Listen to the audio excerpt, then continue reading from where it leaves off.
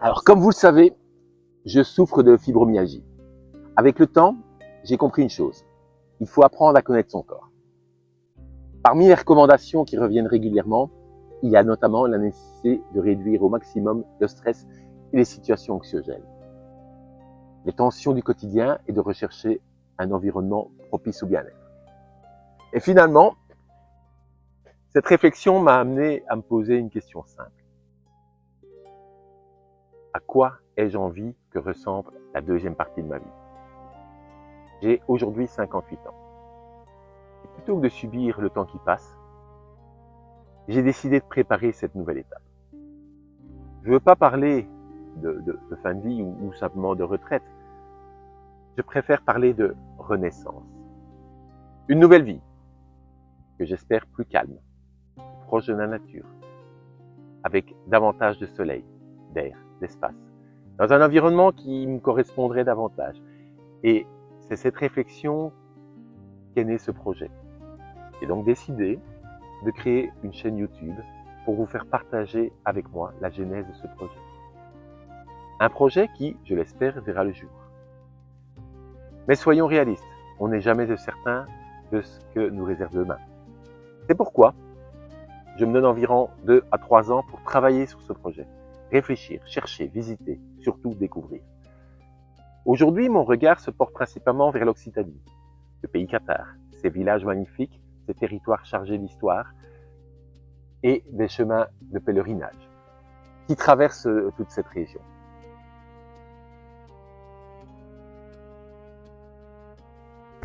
Mais pour ceux qui ne situeraient pas très bien la zone dont je parle, je vais essayer de vous la faire visualiser.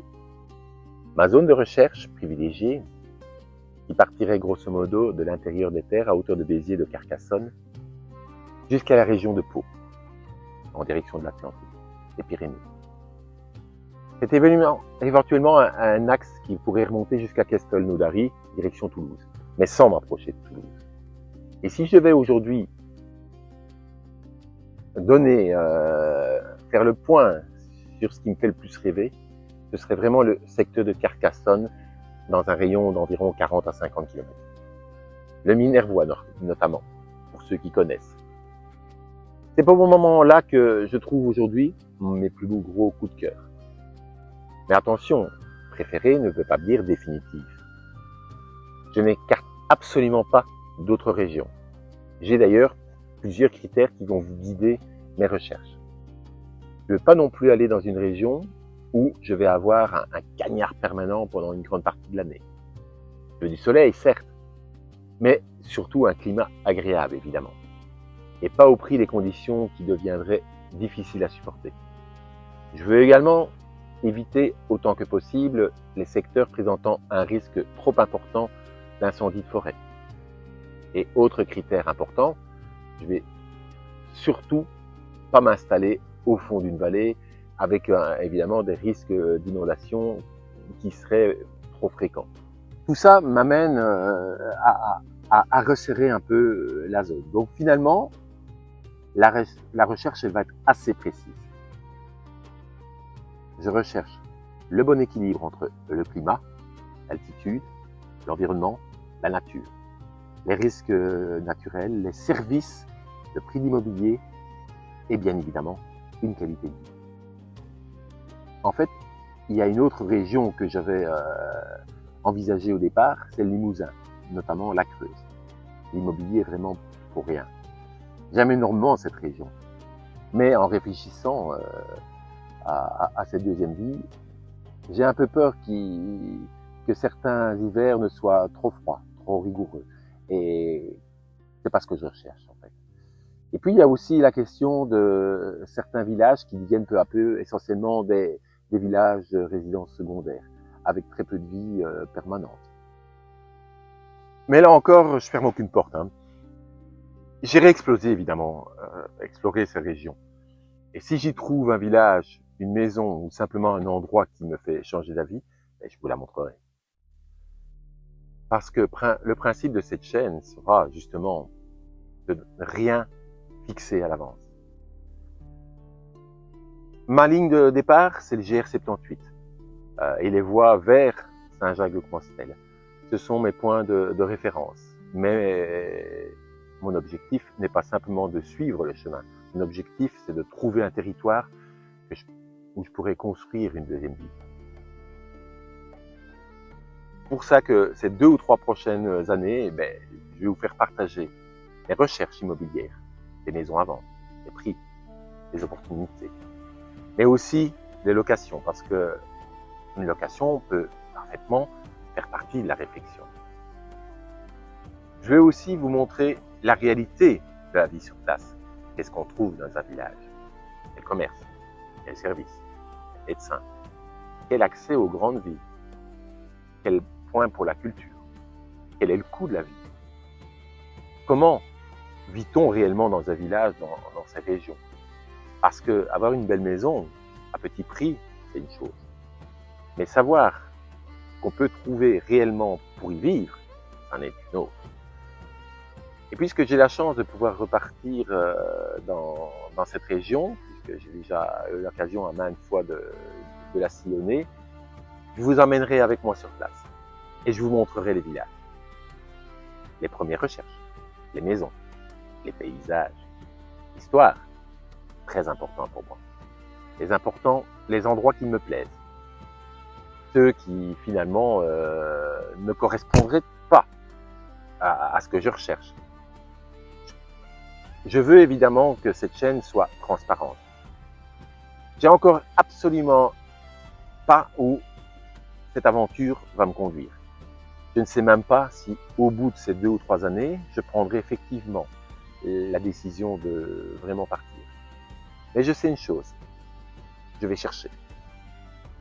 Et là, je vous ferai partager cette région. Peut-être qu'au passage, cette aventure pourra aussi vous donner des idées. Parce que peut-être que vous aussi, un jour, vous aurez envie de changer de vie, de quitter un environnement devenu trop stressant, de retrouver du calme, de vous rapprocher de la nature, ou tout simplement de découvrir qu'il existe encore des endroits où il est possible de vivre autrement. Alors voilà, aujourd'hui, je m'appelle Vincent, j'ai 58 ans, et aujourd'hui, je prépare simplement ma retraite. Je prépare surtout ma deuxième vie. Et si vous avez envie que je vous propose de la chercher avec moi, abonnez-vous, likez, mettez un pouce bleu, ça fera grandir la chaîne, ça la fera connaître.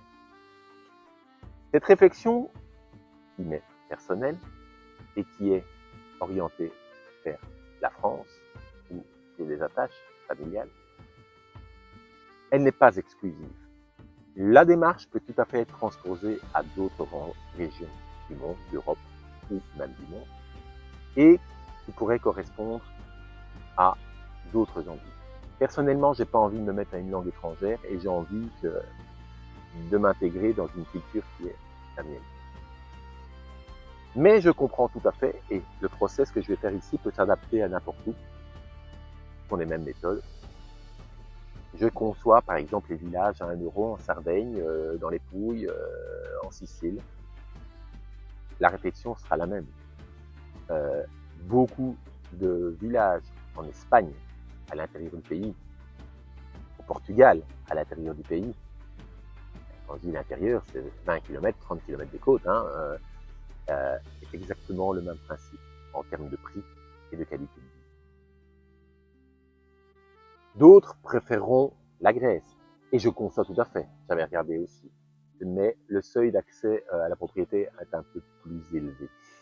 Les régimes fiscaux sont importants aussi pour les expatriés seniors, et on en tient compte. Certains vont choisir la Thaïlande, les Philippines, Bali. Ce sont des très bons choix. Le Maroc, excessivement magnifique, joli, mais là, ça cogne en termes de climat tout le temps. Donc, il faut savoir supporter aussi la chaleur. Il y a des endroits où il fait vraiment trop froid, trop humide en hiver. Ça pèse dans un budget parce qu'il faut chauffer. Il y a des endroits, des pays où l'énergie ne coûte pas cher. En France, par exemple, ici dans ma réflexion, je n'irai pas dans une zone qui n'est pas couverte par une connexion Internet, ne fût-ce que pour la télé, des choses comme ça, trop faible. Il y a des zones blanches, ça ne va pas non plus. Donc voilà, tout ça, eh bien, on en parlera. Abonne-toi si tu ne l'as pas encore fait et bientôt.